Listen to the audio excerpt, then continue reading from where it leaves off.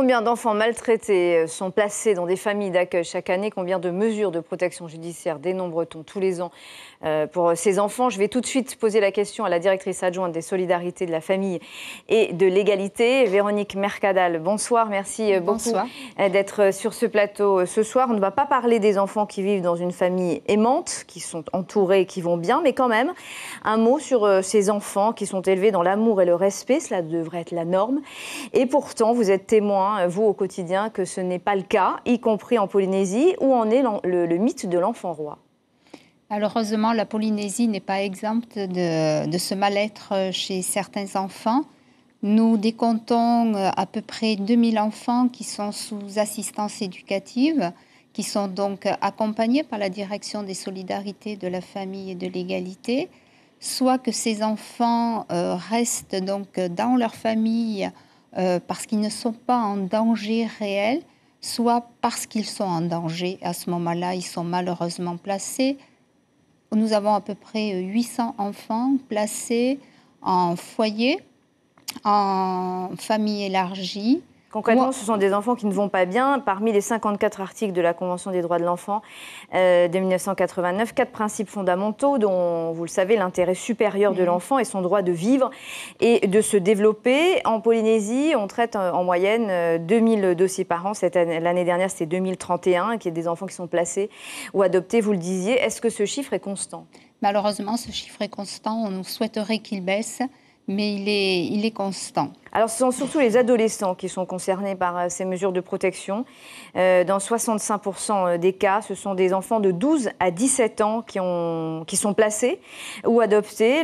Est-ce que leurs parents ont abandonné? Ils ont baissé les bras? Qu'est-ce qui s'est passé? On ne peut pas dire que les parents ont abandonné ou baissé les bras. Je trouve que c'est quand même très réducteur. C'est que les parents ont des difficultés, ça peut être des difficultés sociales, économiques, et ils n'arrivent pas à faire face. On doit excuser les parents quand ils frappent leurs enfants ou qu'ils ne les éduquent pas? Non, ce n'est pas ce que j'ai voulu dire. Non, on ne doit pas excuser ces parents.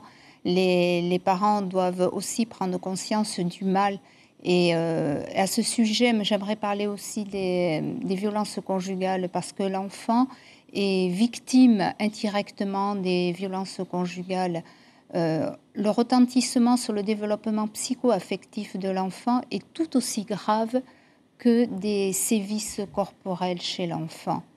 Il peut y avoir les deux aussi dans certains cas. Oui, malheureusement. Il y a deux motifs de signalement fréquents, la négligence lourde et la maltraitance physique. Comment est-ce qu'on peut en arriver là? On parle souvent de la misère sociale qui engendre ce type de situation, mais ce n'est pas parce qu'on est démuni que l'on est nécessairement violent. Il y a aussi des millionnaires, vous me comprenez, voyez ce que je veux dire, qui le sont. Qu'est-ce qui pousse les parents absents ou violents à en arriver là, vous qui avez cette expérience? Mais malheureusement, on constate qu'il y a le problème des addictions, le problème de l'alcool.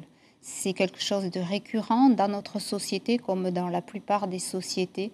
C'est vrai que les parents ont des comportements violents après des prises excessives d'alcool ou de drogue. Aujourd'hui, 46% des enfants en détresse en Polynésie sont placés chez des proches. C'est mieux? C'est la meilleure solution, selon vous? C'est la première solution. En effet, l'enfant n'est pas déraciné. S'il peut être chez les grands-parents, voire des oncles et des tantes, et s'ils sont en capacité d'accueillir l'enfant, parce qu'il faut qu'ils soient en capacité économique, sociale, mais aussi en capacité affective de recevoir ces enfants. Recevoir un adolescent, ce n'est pas simple. Nous sommes confrontés à la crise d'adolescence. L'enfant qui est déraciné, c'est beaucoup plus compliqué, oui. Merci beaucoup, Véronique Mercadal, d'avoir accepté notre invitation ce soir.